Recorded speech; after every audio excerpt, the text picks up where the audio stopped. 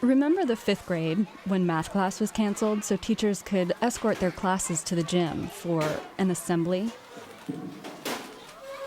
Troops of 10-year-olds squirmed in rows on the linoleum floor until the principal held up her hand, stared, and 400 kids magically went quiet.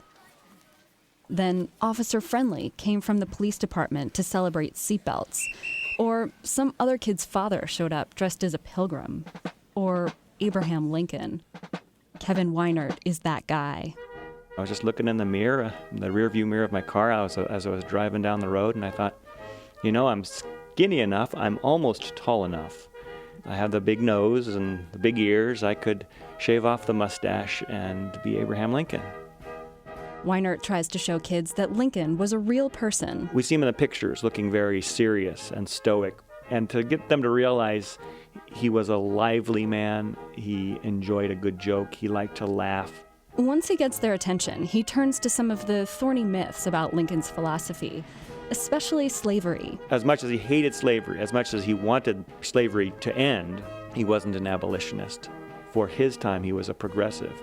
But Abraham Lincoln, by our standard, was a racist.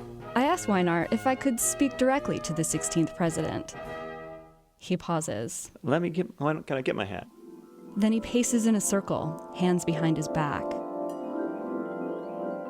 You know who I am, right? You know my name? My name is Abraham Lincoln. Mr. President, your hat isn't as tall as I expected it to be. Many people, when they see my hat, they're a bit surprised. They expect to see a 2-foot-long stovepipe sitting on top of my head. Now, why would people think I'd wear a stovepipe on top of my head? You were a lawyer, you served in the House of Representatives, and now you're the president. But you had very little schooling. How did you develop your political philosophy? I did read. My favorites were Aesop's Fables, Pilgrim's Progress, and of course the Bible. And then historical works, biography of George Washington, military history, anything I could get my hands on. Mr. President, the United States are in the midst of a horrible war.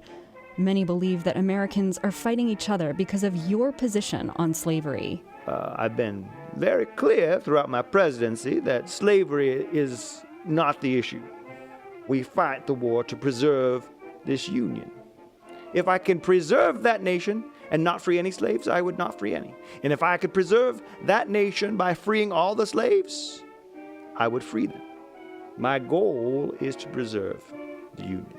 Well then, what are your views on slavery? I believe that if slavery is not a sin, then nothing is.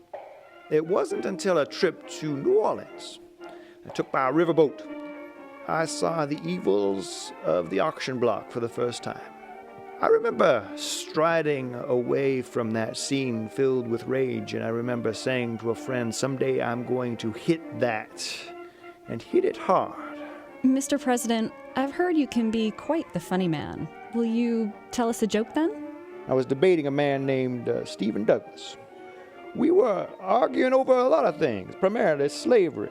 The debate got a bit heated, and I remember at one point, Mr. Douglas accused me of being a liar. Well, he didn't say that. He said, Mr. Lincoln is a two-faced man. When it got to be my turn to speak, I came to the podium, I looked at the crowd, and I said, now, Mr. Douglas, if God Almighty had given me another face to wear, do you think I would wear this one? With Honest Abe, Abraham Lincoln, I'm April Demboski. Now back to the 21st century and philosophy talk.